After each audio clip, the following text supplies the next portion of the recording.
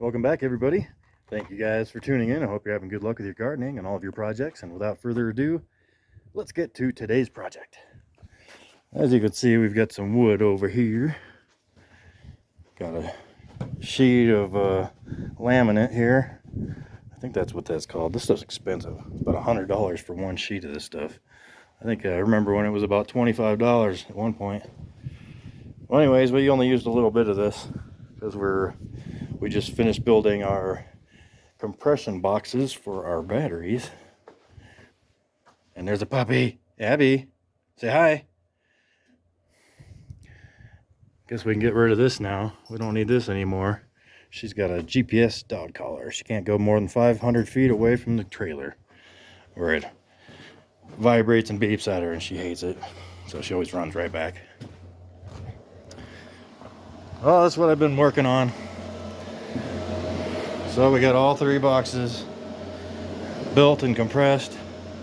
So we just used some of that laminate board, some all thread, some nuts and bolts, and then I had a bunch of old garden hose laying around, so I cut the garden hose to length so that it would cover up the threads so that they don't have any chance of rubbing the battery cells themselves.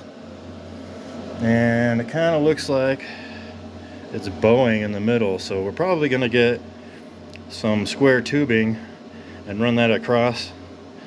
So we'll do that on all three battery packs here. Looks like they're all kind of bowing. I didn't tighten them very much either.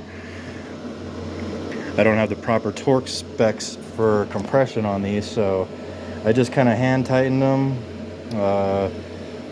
No grunting, just kind of, just by hand with the wrench. Nothing's super tight.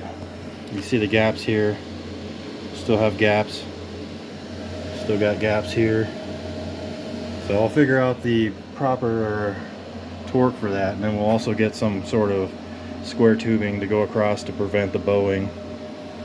Should be alright. It's not super duper tight. I can lift these up and the batteries will slide out a little bit. But I think they turned out great. Had to do some findangling for the positive there. And then I don't have any examples to show you. Let's see. I went to the dollar store and I got a bunch of placemats because they were polypropylene, and I thought, well, that'd be a great thing to use to separate the batteries or the cells, so you can see that in between there, so that if these eventually do rub through their plastic coating, they're not going to short out because these are positively charged on the outside. So we got them down the middle too. And then for this one, I actually had some tar paper left over from another battery experiment I did a while back. You've probably seen it if you've been following me for a while. So I used that as well. And then just, yeah, turned out great. I think it looks good too. It doesn't look nearly as cool as Andy from Off Good Garage, but I'm getting there.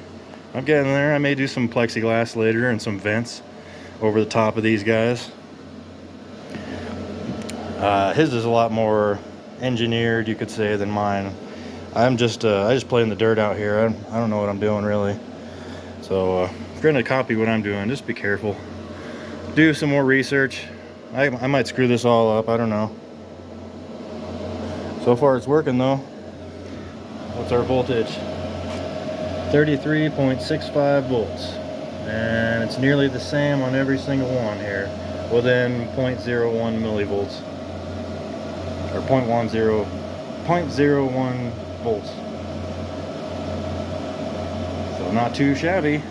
We got full sun today, a little bit of clouds over towards the west. Of course it rains and gets cloudy over there, and it doesn't rain over here ever at all. As soon as I put this water tank here, it has not rained again since. So we probably won't get rain out here for another 10 years. The radio said we might have afternoon thunderstorms, but I think they meant everyone except me. What are you doing? Looking for lizards? She runs around here all day long looking for lizards and little things to run after. We've got these gigantic grasshoppers all over the place too. They're black and they have red wings. They're about 3 or 4 inches long, and she doesn't even She like looks at them but doesn't play with them or nothing. So maybe they're poisonous or something like that. All right, so I guess that's it for today's project. Next, I would like to redo the wiring on this. I know I keep talking about that, so that I could have equal length wires, so that the resistance is equal on every battery pack here. But yeah, not too shabby. I still got to put the temperature sensors back on. I'll probably put some tape up there and tape them somewhere.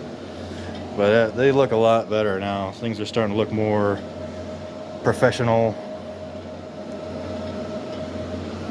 So I guess we'll wrap that up. So thank you guys for tuning in. If you have any questions or comments, pop those in down below.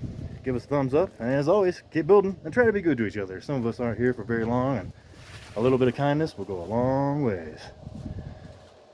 So God bless you all, and peace.